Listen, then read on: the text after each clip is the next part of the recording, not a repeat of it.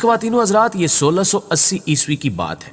جب ہندوستان میں عظیم مغلیہ سلطنت اپنے عروج کو چھو رہی تھی کہ پنجاب کے ایک دور افتادہ گاؤں اچ گیلانیہ، جسے آج عرف عام میں اچ شریف کا نام دیا جاتا ہے، کہ امام مسجد کے ہاں ایک بچہ پیدا ہوا جس کا نام اس کے والدین نے عبداللہ رکھا،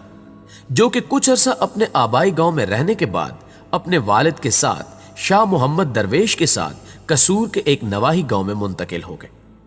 آپ کے والد محترم، جو کہ صرف نام کے ہی نہیں بلکہ اپنی عملی زندگی میں بھی ایک درویش خدا مست تھے، ایک مسجد میں امامت کے فرائض ادا کرنے کے علاوہ بچوں کو دینی تعلیم بھی دیتے تھے۔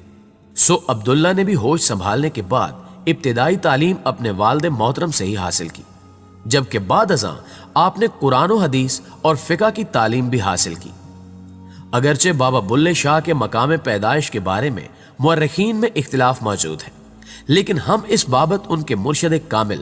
حضرت شاہ عنایت کی رائے کو زیادہ معتبر سمجھتے ہیں، جو کہ اچ شریف کو ہی آپ کی جنم بھومی مانتے ہیں۔ کہا جاتا ہے کہ آپ نے اپنی زندگی کا کچھ حصہ ملک وال میں بھی گزارا، لیکن آپ حیران ہوں گے کہ جس طرح حضرت علامہ اقبال کے استاد محترم مولوی میر حسن اپنے اس ہونہار شاگرد کی وجہ سے تاریخ میں امر ہوئے، اسی طرح آپ کے استاد حافظ غلام مرتضیٰ کا نام بھی اسی نسبت کی وجہ سے امر ہو گیا کہ آپ نے اپنے وقت کے دو معروف صوفیاء، جن میں بابا بلے شاہ کے علاوہ پیر وارث شاہ کا نام بھی شامل ہے، کو اپنے حلقہ ارادت میں جگہ دی تھی۔ حافظ غلام مرتضیٰ اکثر کہا کرتے تھے کہ میں نے دو ایسے شاگردوں کی تربیت بھی کی ہے جن میں سے ایک بلے شاہ نے تعلیم حاصل کرنے کے بعد ہاتھ میں سارنگی پکڑ لی، جبکہ دوسرے یعنی وارث شاہ نے علم تصوف کے حصول کے بعد ہیر رانجھا جیسی شاہکار کتاب تخلیق کی۔ ناظرین گرامی، اگرچہ ہم اس سے قبل بیان کر چکے ہیں کہ اس عظیم صوفی نے اپنے عہد کے نامور استاد سے علم کی دولت بھی حاصل کی، لیکن اس کے باوجود آپ کی زندگی یہ گواہی دیتی ہے کہ شاہ جی کی زندگی کا اضطراب انہیں صوفیاء کے اس سلسلے کی طرف لے گیا جسے عرف عام میں ملامتی تصوف کا نام دیا جاتا ہے۔ موسیقی سے لگاؤ اور رقص و سرور سے دیوانگی کی حد تک عشق کی بدولت بعض مورخین نے آپ پر ایسے الزامات بھی لگا دیے ہیں جن کا آپ کی عملی زندگی سے دور کا واسطہ بھی نہیں بنتا۔ تاہم بعض ناعاقبت اندیش لوگوں نے یہاں تک بھی لکھا ہے کہ بابا بلے شاہ نے نہ صرف اپنے زمانے کی معروف رقاصاؤں سے رقص کی تعلیم حاصل کی، بلکہ زندگی کا بڑا حصہ مخنثین یعنی ہجڑوں کی صحبت میں گزارا۔ لیکن جب ان کی شاعری میں موجود تعلیم کا جائزہ لیا جائے تو یہ سب الزامات محض خرافات لگتے ہیں۔ پیارے دوستو، بابا بلے شاہ کی روحانی زندگی کا حقیقی سفر اصل میں اس وقت شروع ہوتا ہے جب وہ اپنے مرشد کامل حضرت عنایت شاہ کے دامن شفقت کے مکین بن گئے۔ یہاں ایک دلچسپ واقعہ بھی ناظرین کے لیے باعث لطف ہوگا کہ حضرت عنایت کا تعلق ایک ارائیں خاندان سے تھا، جبکہ بابا بلے شاہ سید زادے تھے۔ سو لوگوں نے پیر و مرشد کے اس رشتے کو خوب تنقید کا نشانہ بنایا اور کہا کہ ایک سید زادہ ارائیں کے قدموں میں جا کر بیٹھ گیا ہے، اور جب یہ تنقید اپنی حد سے بڑھ گئی، اس کا سفر بلے شاہ کے ناپختہ ذہن پر بھی ہوا۔ خود کو برتر سمجھتے ہوئے مرشد کامل سے دوری اختیار کر لی، لیکن یہ سلسلہ زیادہ دیر تک نہ چل سکا، اور پھر ایک دن بابا جی اپنے راہبر تصوف کی خدمت میں حاضر ہوئے، جنہوں نے انہیں اچانک اپنے سامنے پا کر سوال کیا کہ اوئے تم بلے ہو؟ جس پر بابا جی نے ندامت کا اظہار کرتے ہوئے عرض کیا، حضور نہیں، میں بلّا نہیں ہوں بلکہ بھلا ہوں،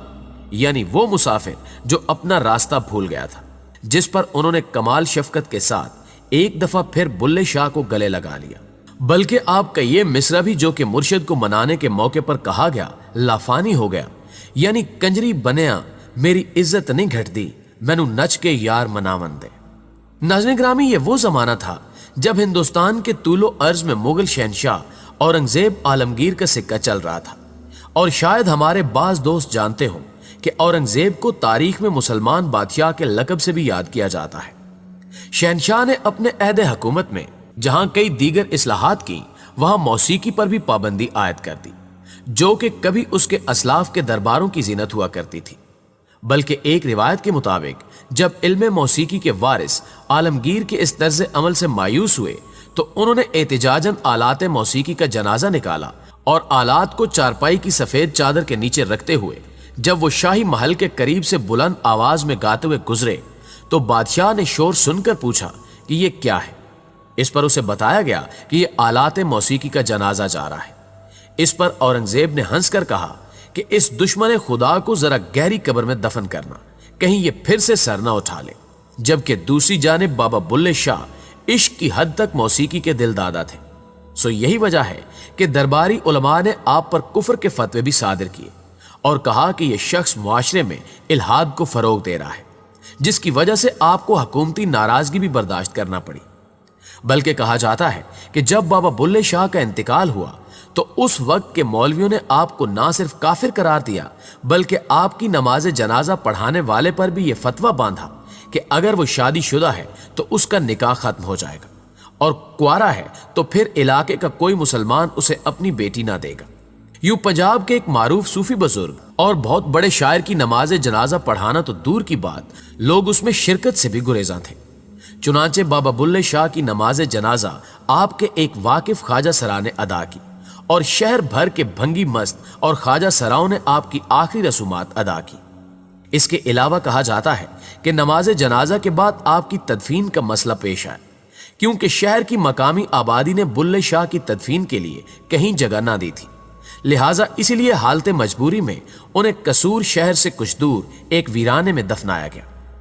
बाद अज़ां बाबा बुल्ले शाह की गुमनाम कब्र के गिर्द शहर फैलता गया और आज बुल्ले शाह का शहर ही असल कसूर कहलाता है। दोस्तों, उस दौर के चौधरी और मजहबी तबके का आज तारीख में कोई नामो निशान नहीं मिलता। अलबत्ता सैकड़ों साल गुजर जाने के बावजूद बुल्ले शाह की ना सिर्फ शायरी सुनी और सुनाई जाती है, बल्कि वक्त गुजरने के साथ साथ इनकी शोहरत में मजीद इजाफा होता जा रहा है। आपके इंतकाल के बारे में भी अगरचे तारीख वफात के हवाले से इख्तिलाफात मौजूद हैं, मगर इस बात पर इत्तिफाक है कि बाबा जी साल 1750 में इस जहान फानी से कूच करके, और आपका मज़ार आज भी कसूर शहर में उन आलाते मौसीकी के साथ मरजे खासो आम है जो कि कभी आपके ज़ेरे इस्तेमाल रहा करते थे। जबकि आपका वो पंजाबी कलाम जो कि काफियों की सूरत मुख्तलिफ कवालियों का हिस्सा है, का अगर मुतालिया किया जाए तो अंदाजा होता है कि यह दरवेश खुदा मस्त मखलूक खुदा को जिंदगी भर उस इश्क की तरफ बुलाता रहा जो उसको ना सिर्फ इरफान ज़ात बल्कि खुदा शनासी के मराहिल से भी आगाह करता है। ये वही सागर इश्क है जिसके चंद कतरे इंसान को जब लाफानी बना देते हैं तो फिर वो आलम इस्तगराक में यहां तक भी कह देता है कि बुल्ले शाह असम मरना नाही गोर पया कोई होर।